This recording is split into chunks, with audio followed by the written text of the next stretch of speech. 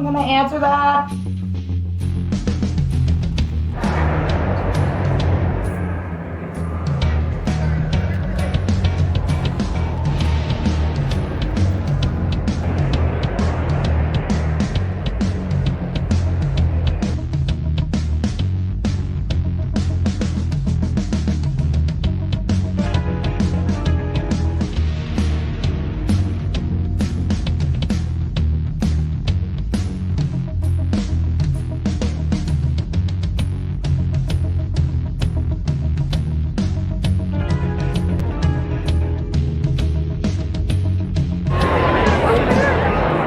For the Helluva Boss panel, day 2, the main cast, and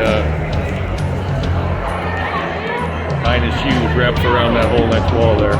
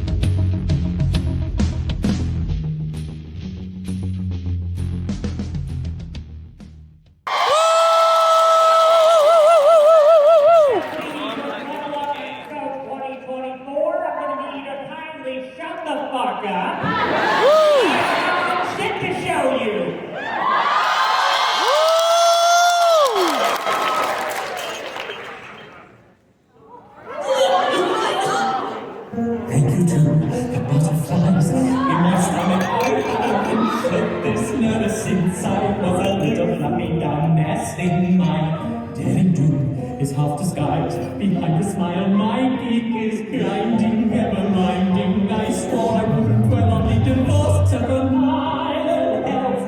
I remind myself that when I see him, I know that it won't feel so tough. I'll believe him and nothing else.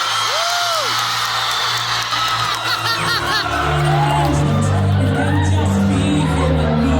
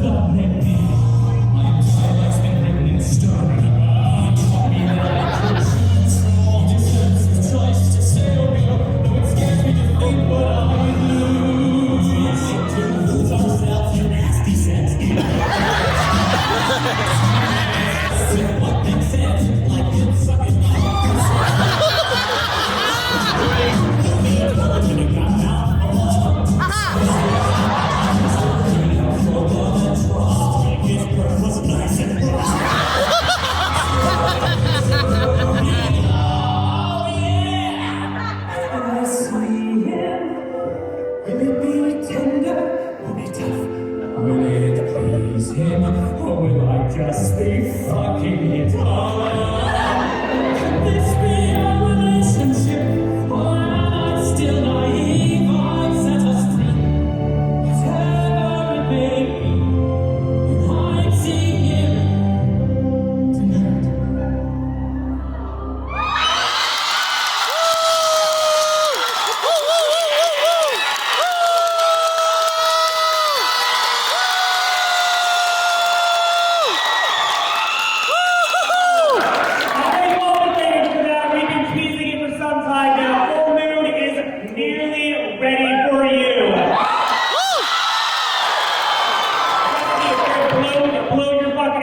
that's why you weren't ready for the first 10 seconds of that visual. We're not fucking ready for it.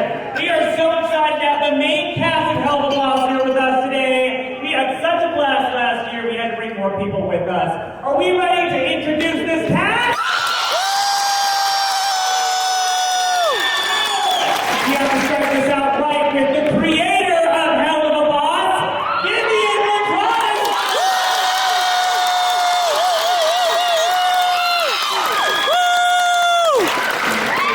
Followed by everyone's favorite hellhound, Lindbeck.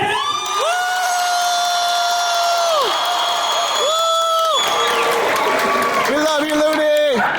Followed by, as you just saw, a very, very, very emotionally conflicted Goetia demon. Stolitz, Price Pickup!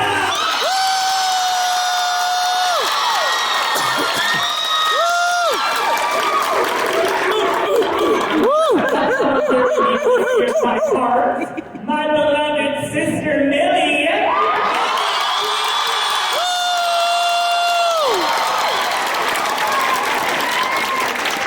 And because I simply couldn't sit anyone else next to her, her beloved husband Moxie.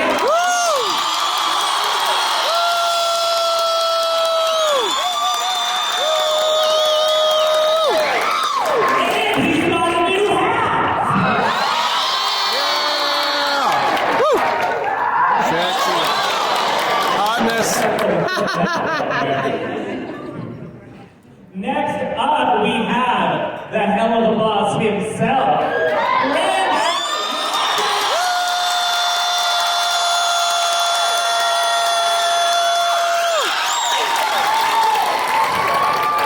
Taking the long path around.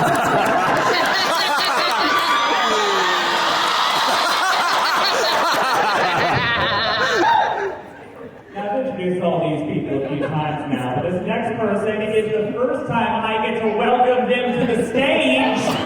The voice of Fizzle.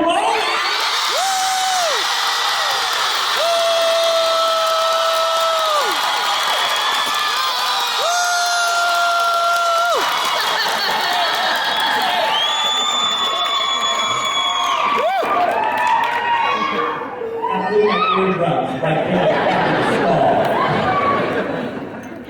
Thank you all so much for contractually being obligated to be here. This feels like we're going to find out the results of a paternity test. Oddly enough, every single one of you is the father.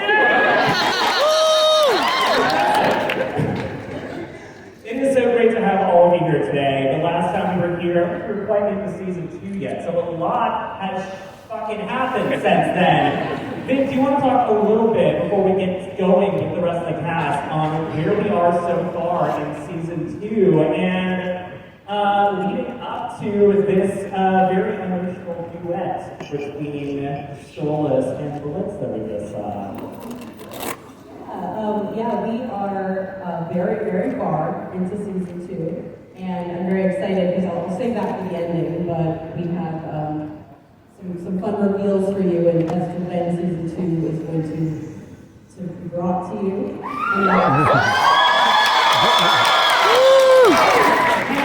And yeah, as far as the build-up, I mean, everyone in this room, I can imagine, has seen the show. So you guys, you're waiting for that moment, and you're waiting to see where it ends and where it leads. There's 2 people in the audience who have no idea what the fuck's going on. Those 2 people need to get the fuck out. You guys probably don't understand what just happened on the screen. There were 2 parents quickly walking their children at what they thought was a Bluey channel.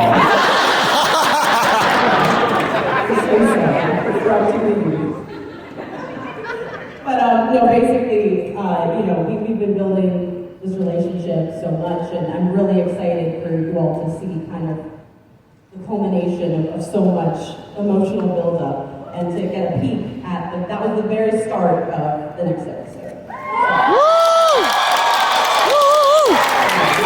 It's coming along very, very quickly. There's been massive development for everyone's characters. We've already gotten some very heavy arcs with everyone. Starting down the line, I would love to ask you, not only your first impressions of the character when you first got them, but what has surprised you along the way, and what you're most excited to explore as we're getting to this second half of season 2. Starting with Erica. I thought that I was auditioning for a furry fighting game. That's what I had in my head when I got the sides for Luna. And I just thought, oh, cool, sweet. And I just went, I'll just be myself. She's angry, like me. Always.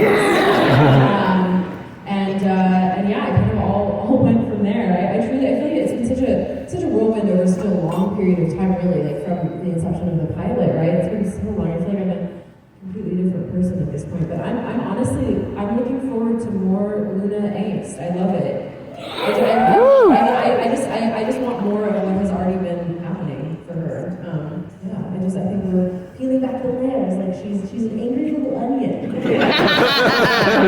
Sometimes one of the moments with you were from seeing stars early on in the season, because we really got to go into a lot of emotional depth with you. We found out more about your emotions, especially concerning Blitz and how you felt about that relationship. How do you feel about Luna starting to let people in more emotionally versus being completely closed off at the end of the series? I love it because I think that she's gotten so used to, I don't know, reacting to everything with anger and kind of a level of petty that I can never hope to emulate, or if I hope to at some point in my life. I really love that we got to see that when the shit hits the fan, so to speak, like she's a good person and she will do what she needs to do to protect the people in her life. And I think that's really, I love that juxtaposition. I'm so horny for it. You know, like enemies to lovers, slow burn, 50 pages. Oh my God, there's only one dead. What are we gonna do? I love people that present a certain way. I mean, still waters run really, really deep, and I love that about Luna. And I'm really excited to see where we go next. Maybe we're just gonna keep peeling back those layers. Yeah. I'm also excited to sing. I'm so excited for that.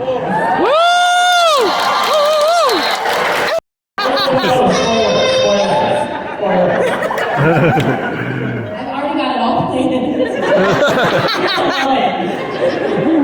Bryce, our big moment for Stolitz, which leads you to, if you wouldn't mind, your favorite line from the show. Yeah, well, let me talk a little bit about what I expected from Stolitz and what I have found from him since. I thought I was recording a horny owl. And I was. Yes, I was. So with Stolas, I feel like we've gone from jelly sandwiches to what you've just seen, and I think, like, I imagine all of us have some version of the same love for when a character presents as one thing and then their complexities start to unravel and unfold. And I just love how much I've gotten to experience his true, genuine, sincere emotions beyond just his horniness. Did you find the character really opened up once the big moment of Stolitz finally leading into the divorce? Yes, of course. That was sort of the climax, if you will, of him needing to make a major change in his life. And to your question, yes, one of my favorite lines to record in the show is, of course, "That was the sound of a fucking divorce!"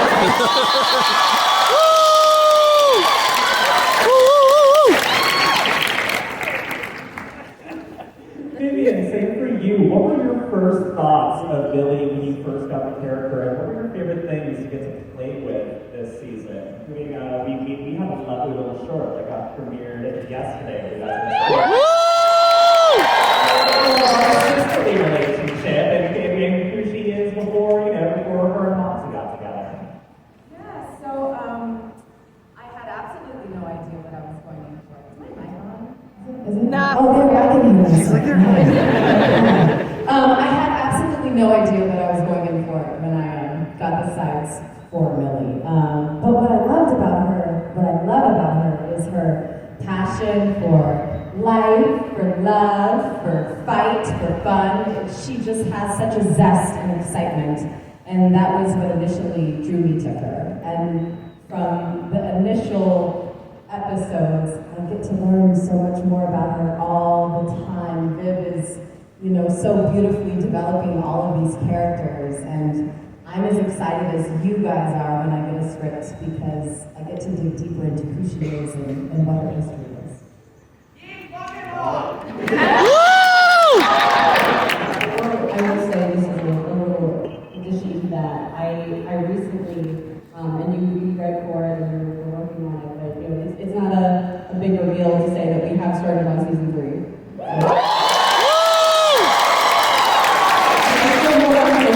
Because you guys are about to get a huge announcement on the remainder of season 2, so it's like, season 3, anyway. What I'm really genuinely excited for is that we're obviously doing many more episodes about the characters, and there's a very special one about Lily in season 3. And I a lot into that one myself, and it's a very personal episode to me now, and I think it was really exciting to as a writer, you inject a bit of yourself into everything you do and all these characters, but there's certain episodes that I feel like I put more experience in the writers, and not just me, the other writers in the room have put a lot of experiences into. Like one of them was the Medrano episode. I put a lot of experience into that one, and the other is an episode of season 3 that's centered around her. I'm very excited.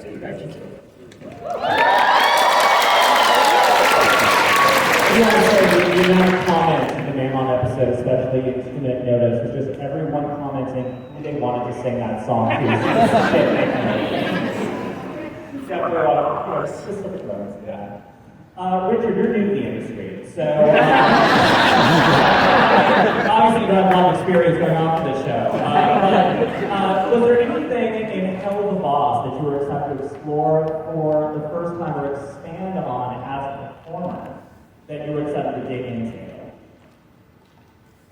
You can't hear, but this is groundbreaking shit. And I don't even know if I'm allowed to reveal that, am I? You can never reveal that. What was the question? Who fucking knows? Yeah, I love Moxie. He gets to sing. Yay!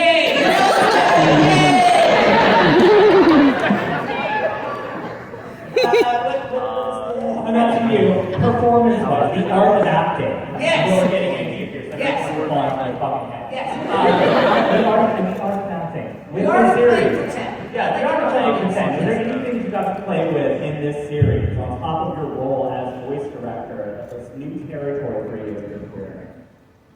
Wow, that's a good one. New territory. Yeah, I think that most people know me from, more children's television. And yet, some of that children's television is a lot worse than this. What he was doing in that alpha suit? I was naked under that outfit. Yeah, people don't know that. Yeah, I'm naked under my clothes right now. Wait, this is a fucking family panel, okay? I'm wearing clothes under my clothes. Yes, I think that, from the original question, the art you were asking about, and I think that originally I didn't know what to expect, like a lot of people. But like I've said millions of times, I met Vivienne, and I was like, yeah, I want to hitch my wagon to that. I was smiling, yeah, I'm Sam. It was getting all what? I get to sing? No. And she sold me on the beauty of all my friends who sing on Broadway.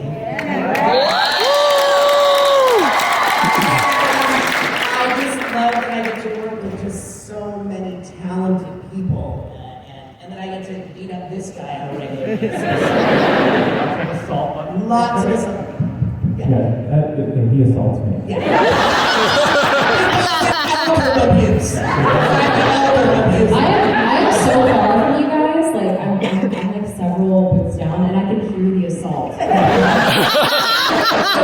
through the din of just like all of this like, having space that we're standing in. I know exactly when the first punch is thrown. I knew we're physically assaulting each other. And also, I do feel compelled to say, Richard, I know that you're funny and you make a lot of jokes, but I will say that you are a veteran in this industry, and something that I've resoundingly heard from everybody in this cast is that you never made anybody feel less than, or like we didn't know what we were doing. You never patronized anybody, and like I took classes from Richard.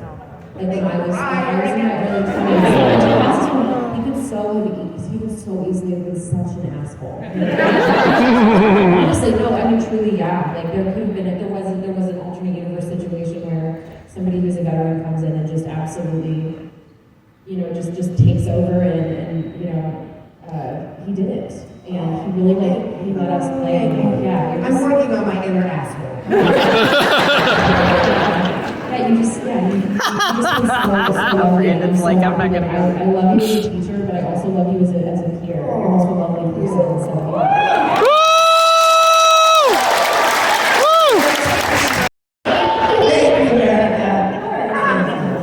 Touches your heart and I touch your inner asshole.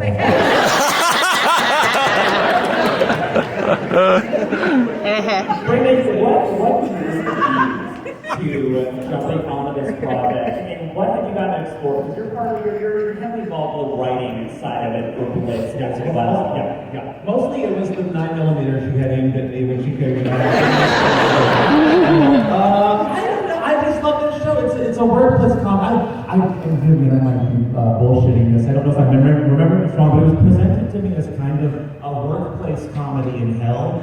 That when they take out other people, and I think it's just so cool. It's like The Office, but then we can like magnify it because it's animation. We can have explosions happen, and they can go to Earth and just kill kids. So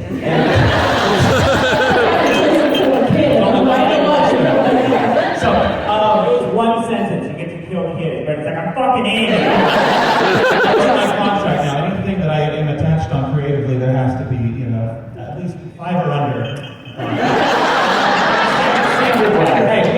Hey, there's enough kids here. Well, hopefully there's no kids here. Speaking of, there's a little one.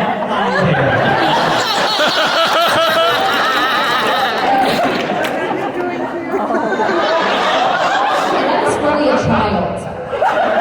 I'm gonna need you to forget at least 30 words you heard on this stage. And speaking of kids, my dad is here.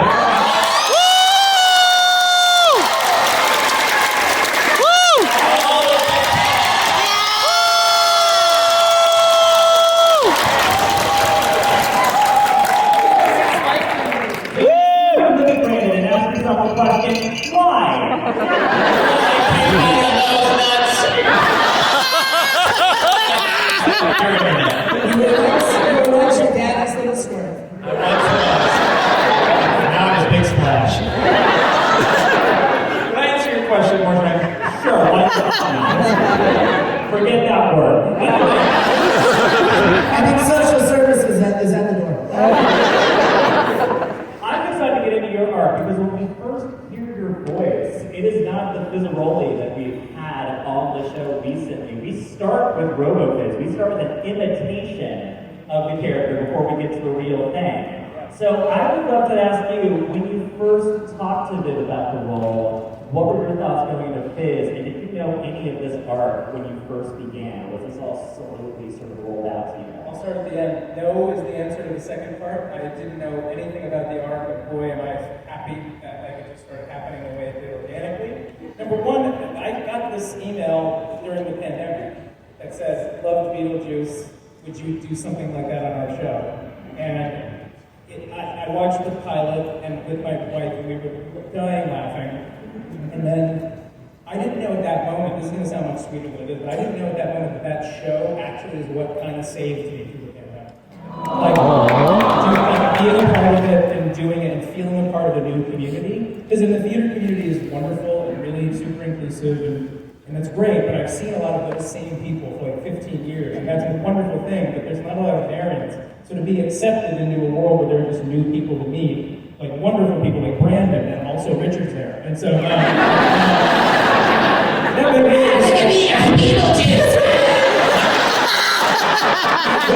he's almost here! So I have, since that moment to now, which is, holy shit, like seeing people dress up as, I'm sorry, holy crap. Dress up as everybody, not just Fizz, but also just tell people like what it meant to people. And then as far as the art goes, I view anyone that was, Richard does this for sure, that I was in when shit hit the fan in those episodes later on with the anxiety and things like that, we had a huge day of doing that. This was like a very difficult, tear-driven thing that I'm so happy translated, because I watched the episode, and I don't mind watching things that I'm on, and I cried during that episode. But really, this is a much bigger deal to me than I think my casualness puts it, but this is like very nerve-wracking to be in front of a bunch of people who love something, but really people who really love something. It's really feel it out there and across the internet. So no, I had no clue the scope of this thing, but boy, am I really fucking happy to be on the ride. I really appreciate being here.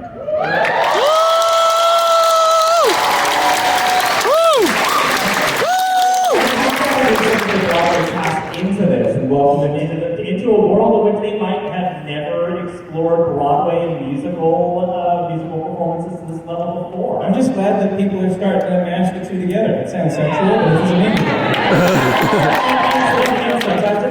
and sometimes it is sexual. For example, I had the pleasure of seeing you on stage recently in Spamalot. Yeah. Bunch of spam heads in the audience. But you were in that with James Idelhoff. Yes, my boyfriend!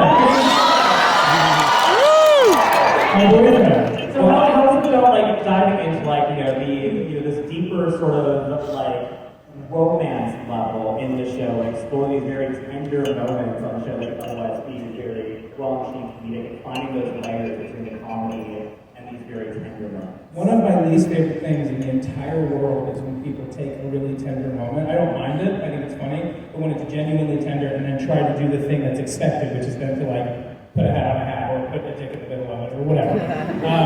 But what I love about this is like James and I are friends. I've known James for a very long time. We're both from the Bay Area of California. James did a show with my younger brother when he was like 9 years old. So like I've known James for a long time.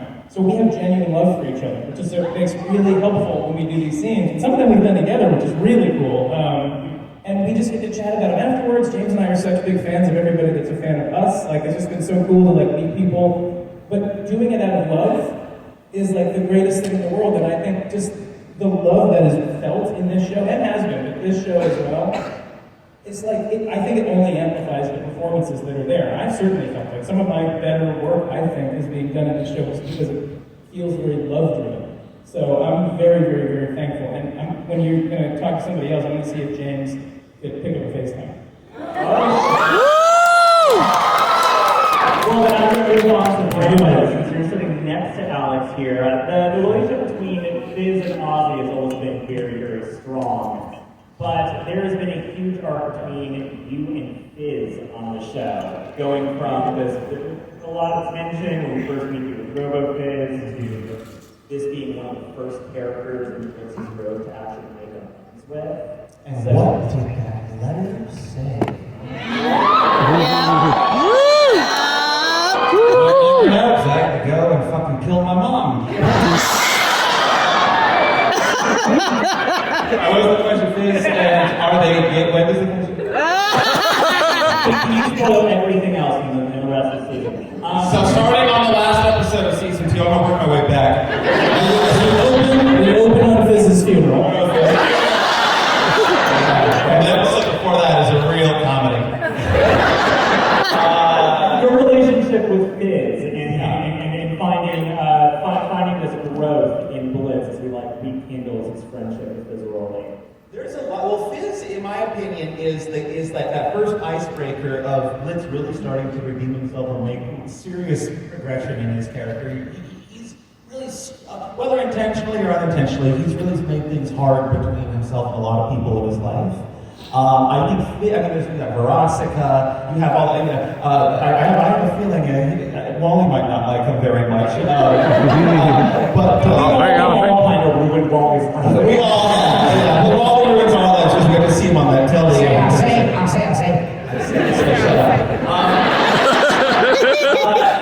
So I think that Fizz is sort of the nucleus of all of this bullshit that he's sort of like the epitome of relationships gone sour, if not the first relationship that has gone sour in Blitz's life. And so I think when Blitz realizes, I can make progress here, I can fix this, I think that could put an idea, in anyone's head of like, well, who else can I make amends with? Because I think, honestly, I don't think Blitz ever thought that there was a future where him and his old friend would ever be talking to each other again. So it's cool. It's like, oh, well, this worked. What else is possible? So, anyway. And Viv, I'd love to expand on that with you. Like, can you talk a little bit about your development of Blitz and Fizz's relationship? Because we get immediately into that in season 2. That is such a major catalyst for all the other explorations we do with these characters. Well, what's fun about the show, and it is actually involves one of Brandon's answers about how we first, got together and I pitched him the show and everything. It did start as a workplace movie. It was very much just gonna be like this more comedic-centric, Nuclear Earth, which it still is. It's still about the business, but at the end of the day, it's about Blitz as a character. And very quickly, over the course of writing season 1, and then we went right from season 1 right into writing season 2.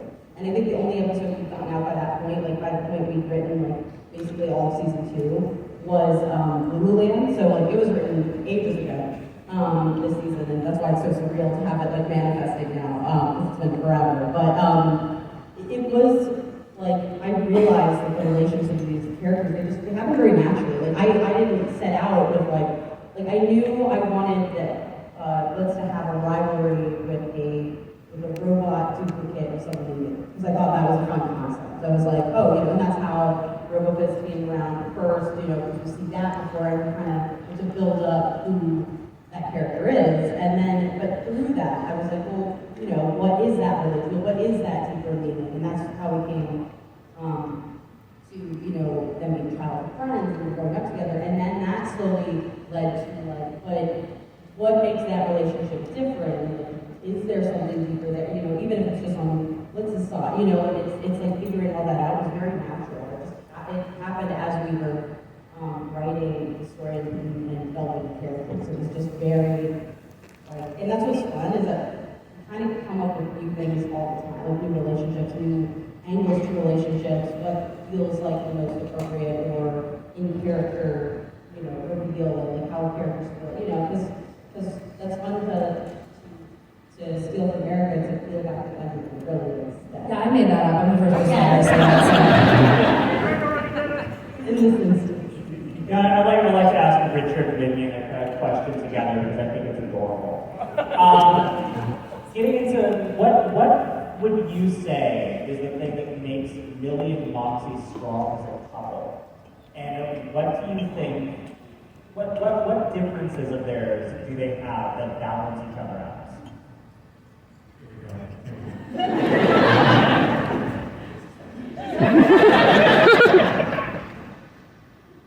Love to be everybody else out.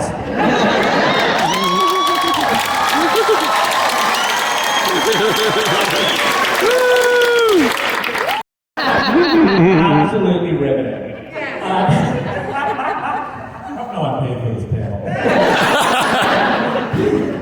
So that they save your money at the table that you were signing autographs at. Okay, yeah. My table in the corner. In the corner.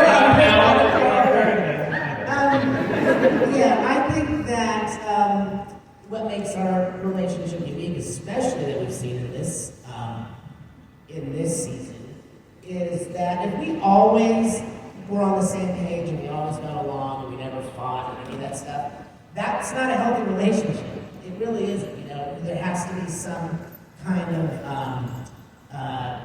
sometimes especially in unhappy campers, right? Especially in unhappy campers, where Moxie just had to be told that you're not always the center of the world, Moxie. I have a life too. And I'm like blown away by that one because I called Vivienne and I said, who's singing? I'm a regular Joe.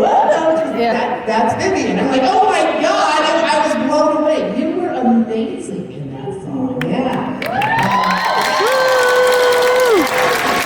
Little fact, I sing in a higher key than Vivienne.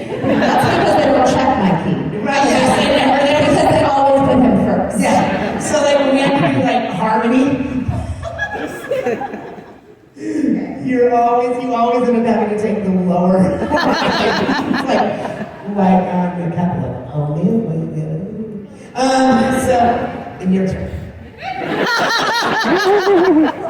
Also, I think it's just very relatable, right? Our relationship, because I think this is something that many women and individuals struggle with, is putting their partners first. It's something that I've dealt with all my life, so it's something that connects me very much to Millie and puts me right into the shoes of this relationship, learning how to prioritize.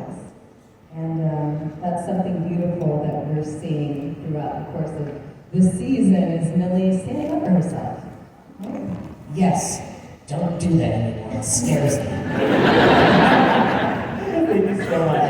Bryce, we got a little taste of the song that we've been teasing for a while here, and without spoiling anything, you have some major bangers coming up this season.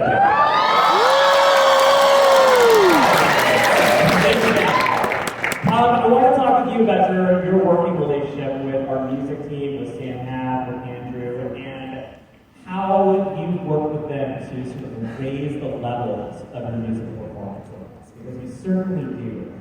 Well, thank you. I said at the beginning, I thought I was coming into, record a Morning Owl, and I was excited about that. But when I found out how much I was going to get to sing and how much of the show, was taking on a sort of using a convention that we use in Broadway musicals, where characters sing when they can no longer speak, and their emotion reaches a place where they can do nothing but sing. And Sam and Andrew, they continue to bring me songs that I feel like I am excited to come into the booth, excited and scared to come into the booth to record. And I have to say, I'd be curious, Alex, if you agree that singing in the booth is a very different experience than singing live. Rehearsing something and rehearsing it over and over again, and really hearing yourself a bunch of times, and then getting out in front of an audience and doing it 8 times a week. It sort of becomes a muscle memory, and you're of course you're proud of it. But there's something about doing it once on one day in the booth with the people who created the song. With an incredible voice director who, by the way, is responsible not only for his own part, but knowing the arcs of all the parts and knowing the emotional journeys of all the characters. So again, just a sincere shout out to you, Richard.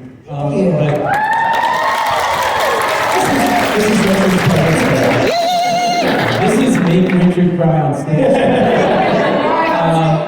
But getting a chance to do it in that very pressurized and yet comfortable setting, where we go when we record these songs, I usually come in with trying to know the song as well as I can on my own, but leaving space to learn it more on the day and hear from the creators. How are you imagining this phrase? What's going on for you emotionally in this phrase, and then trying to translate that into a performance. And by the end of the recording session, my favorite thing to do after we've gone section by section is then take some full passes of the song. And honestly, I don't know what ends up being chosen, but I know that those last few full passes for me are the closest thing I feel like I get or can compare to a live performance, which is something I do know. But it's all been rehearsed and sort of learned in the course of 1 or 2 hours. And something about the pressure of that and the immediacy of that. The first time I experienced some of the emotions in the song, I feel like it's right there, and the mic's right there. So as soon as I'm discovering it as a performer, we're putting it right into the mic and it's captured. And it's something you can't do exactly when you rehearse something for many, many weeks. So the short answer is, I love it.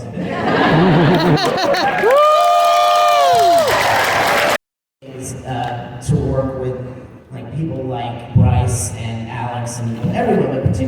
these two who are in the middle of doing shows when they're coming in like the morning after like a really intense performance.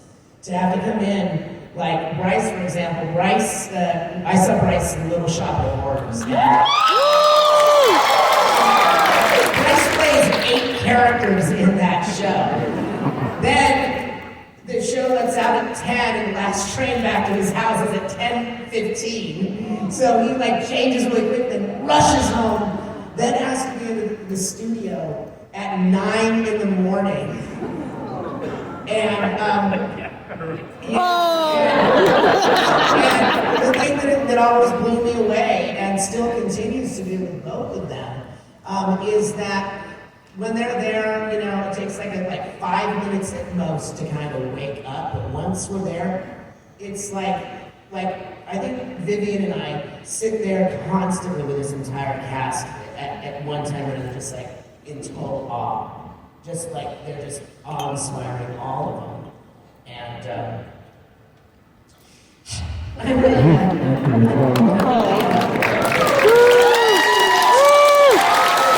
We love you. I'm really glad you took me along on your journey. Deb, right now, I have to say, I'm so ignorant to this world. I know nothing. I've learned more, but I know nothing about animation, about cons, about who voices who directs what.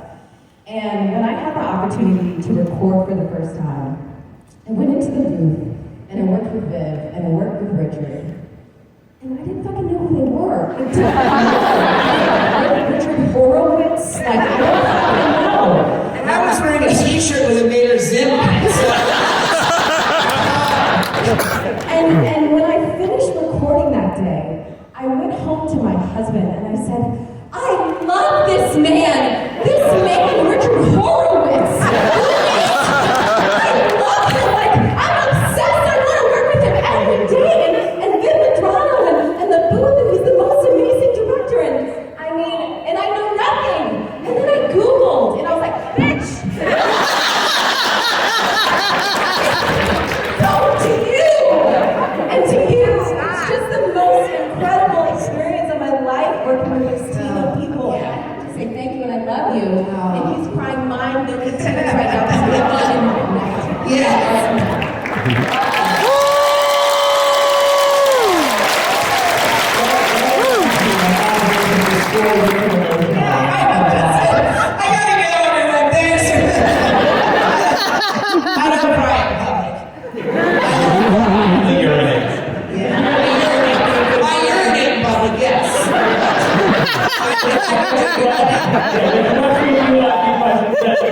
I want to please the entire audience by asking the usual questions that at least 327 people would want to ask right now. Starting with Erica, can you give us your favorite line from the show and then your favorite song?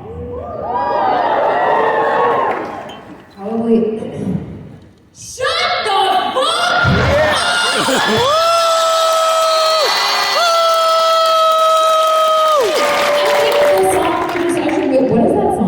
The one we just saw.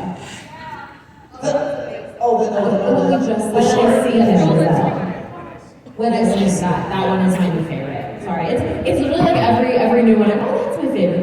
They're all incredible. Like, how do you even pick? Sure, that one for now. For now, you're on thin ice, kid.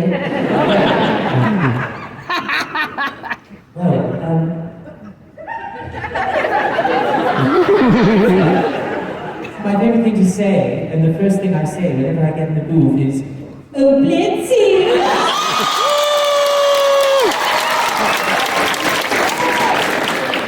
Richard has any diapers.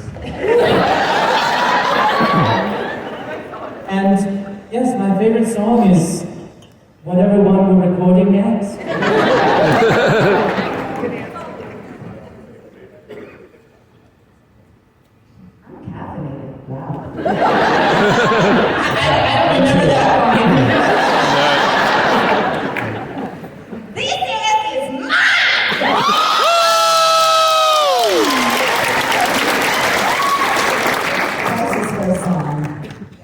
What's it called?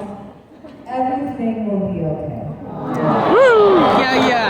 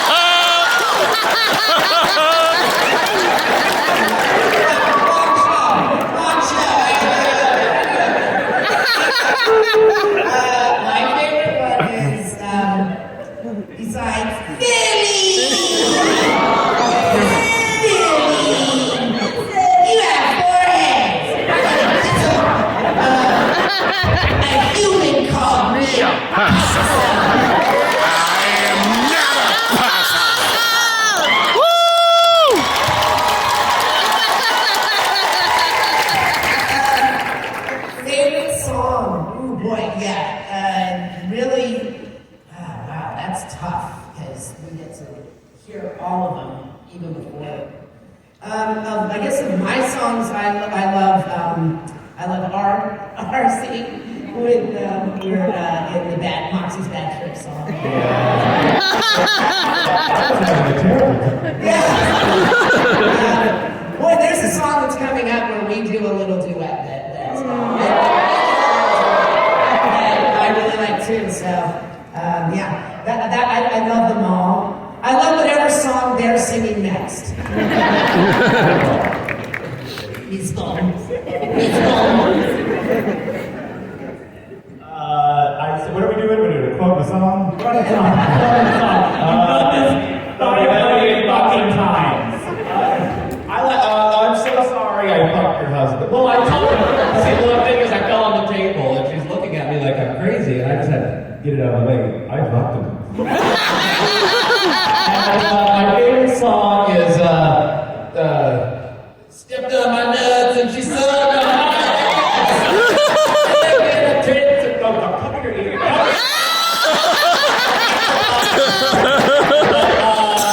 Favorite song, like 35 words you have to forget before you leave these doors.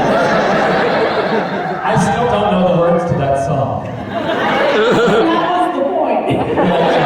It made me sing along to it, but she wouldn't let me listen to a cut of it beforehand. She let me listen to it once. And she was like, I'm gonna sing along to it because I want you to mess up all the words.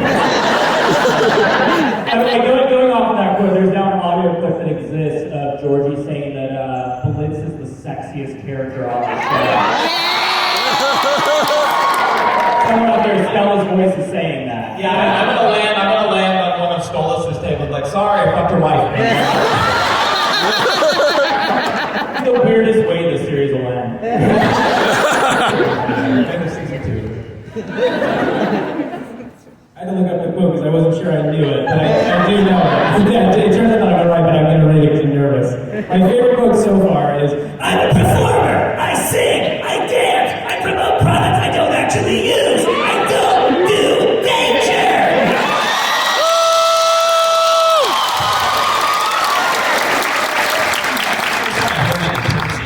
That's crazy. Yeah. Well, there it is. It's easy to put on, it's hard to keep going. Favorite song, I'm going to say, to listen to for sure, is The House of Osmodeus. Which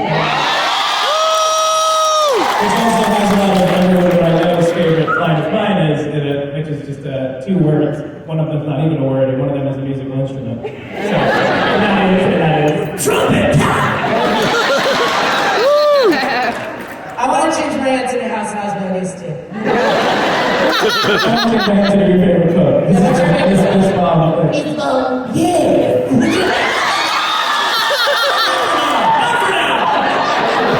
I just remember when that song first happened, like the first thought in my head is like, holy fuck, they've got James Iglehart and Alex Britman to do a duet in this fucking show. Yeah!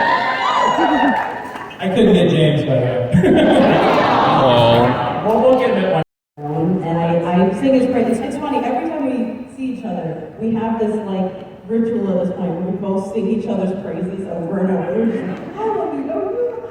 And we always like tell, like, cause, so I love to tell everybody, like, I met James at the stage door when it was my graduation year, I just graduated, and it was like a week I was still in the city for you.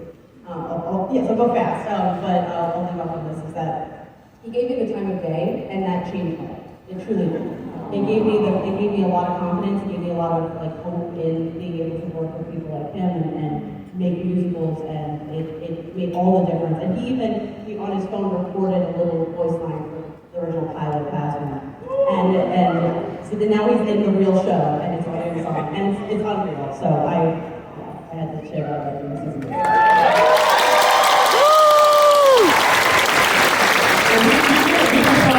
Step on landmines with spoilers this entire time, but how about some fucking spoilers? The teaser trailer for the rest of season 2. Season 2. It is the trailer for season 2.5.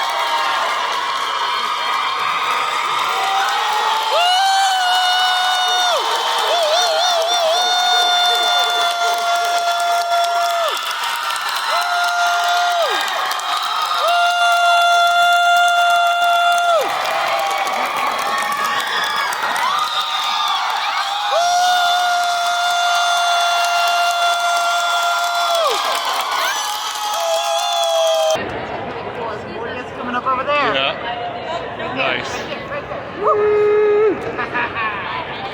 Holy ass balls. Christ on a stick. What a panel. Yes. That was amazing. That's what I had to That's say everything about I want to be and more. Like, what a way to start the panel. Like this, they dropped the Blitz and Stolas duet. It's going to be at the beginning of the next episode. Yeah, we saw it. I just asked them about it yesterday. Yeah. Really cool song called When I See Him. And yeah, even though the first like whatever seconds of the projector wasn't working, it was still awesome. So yes, so we've seen the first few minutes of the episode, so that's awesome. And release date, we got a big trailer. The trailer looks amazing. Like holy fuck, ball. Like the stuff in that trailer, like yeah. Holy shit. Dorks are coming back. Holy shit. It's stuff we've been talking about. We've been like, come on. The dorks are teaming up with the fucking cherubs. It's going to be nuts. And yeah, Full Moon's dropping in May, which I kind of called that. Like everybody, I kept hearing April for the longest time. Then April like kind of came to the tail end of it, and so we're like, okay, probably not. And then this, you know, this was happening. They're like, we're going to drop release date news. And then I'm like, okay, I think it's going to be May. And yeah, it's going to be May. So yeah, it's going to be dropping next month. I think like in like the next couple of weeks or something. It's getting real, people. All happening. It's getting real, people. Holy shit. And now also, we're going, yeah. Richard brought a little tear to my eyes. Yes, oh my God. About four times. Like, oh my God, I was so having the feels for Richard. Yeah. Oh my God. So, what a sweet sweetie. dude. What a sweet guy. Yeah. Just amazing. I'm on a high, and we're about to enter another high of the cosplay meetup. So we'll see you there.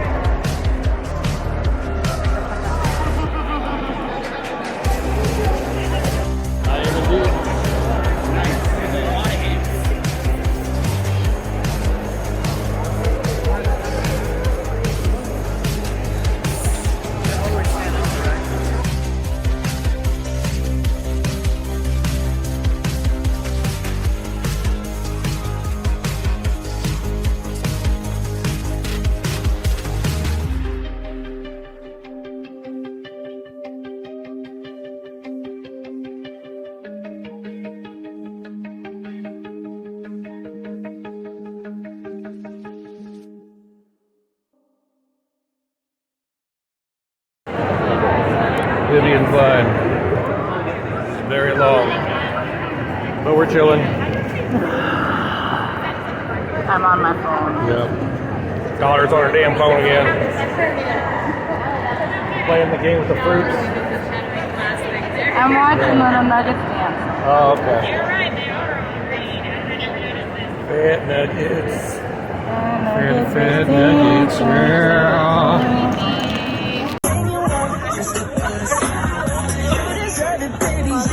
Keep it going, girl. Keep it going. I need a little boogie.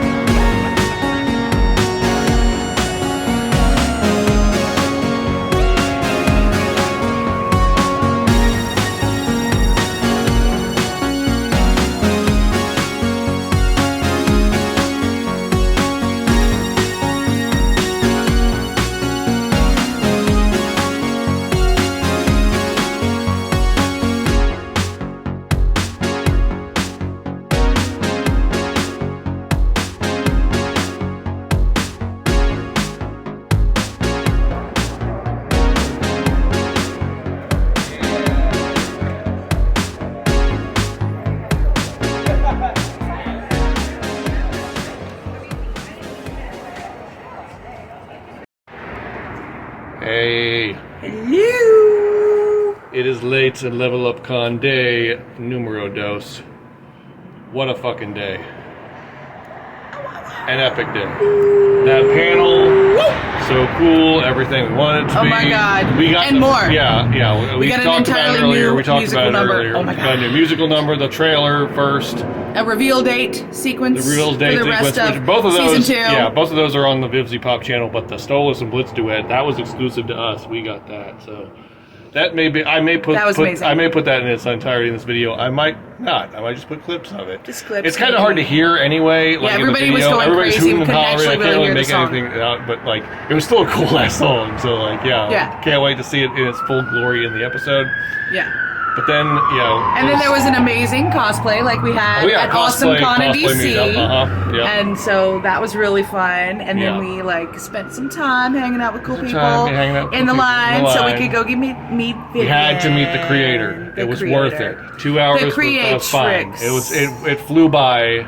We had a really nice time. Me and my feet were a little sore, but you know. It was a little sore, but it's fine. Like, we got to meet her, and I got to tell her, what an awesome thing she has created and relay that. And how many people we try to introduce this series to. Yeah. Oh my gosh. Yeah. Yes. And if you haven't seen it, Renegades of the Podcast episode, Why We Love Helluva Boss, with this very special guest, Rowan, our niece, who's 15 and loves it like we do. She was my little owlette at Awesome Con in DC when I was Stolas, and she was my baby girl.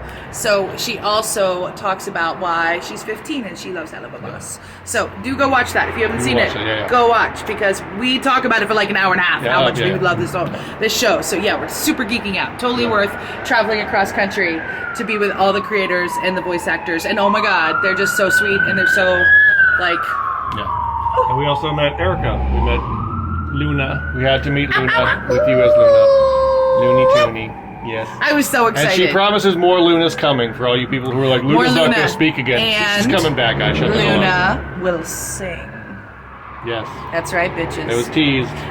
Luna will be singing. Oh, yeah. Everybody sings in this show. It is an inevitability. If you're in this show, will be singing. I know, but finally, Luna gets a number. I know. I'm excited for that. Yes. Yeah, we're going to quickly get some grub, and then we're going to head to the after party. We're heading out that way. And then, right over there. Right somewhere. I think it's kind of right there. Is it there? Ish. Maybe. Who knows? Something like that. It's there somewhere. Something tall and with a lot of lights on it. We're going to go party there. Go party there.